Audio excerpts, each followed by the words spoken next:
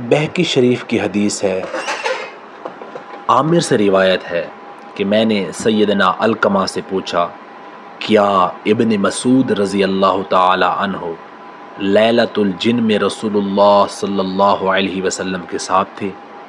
انہوں نے فرمایا، میں نے یہی سوال سیدنا عبداللہ بن مسعود رضی اللہ تعالی عنہ سے پوچھا، کیا تم میں سے کوئی لیلۃ الجن میں رسول اللہ صلی اللہ علیہ وسلم کے ساتھ موجود تھا؟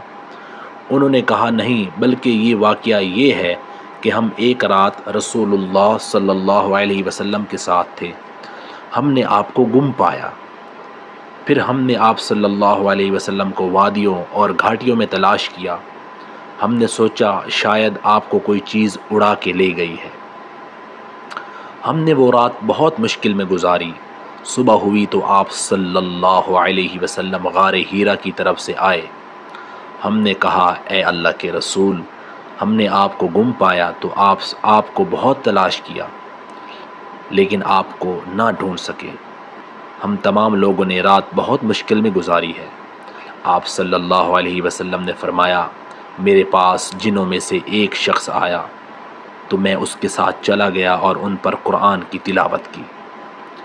عبداللہ بن مسعود رضی اللہ تعالی عنہ نے عرض کیا کہ آپ صلی اللہ علیہ وسلم ہمارے ساتھ چلیں اور ان کے کچھ آثار اور آگ کے نشانات دکھائیں۔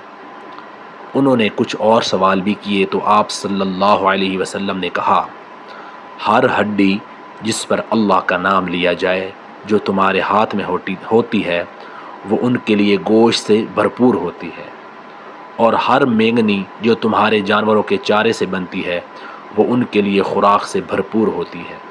پھر رسول اللہ صلی اللہ علیہ وسلم نے فرمایا، ان دونوں ہڈی اور مینگنی کے ساتھ استنجا نہ کرو، کیوں نہ کہ یہ دونوں تمہارے جن بھائیوں کا کھانا ہے۔ حدیث نمبر 29۔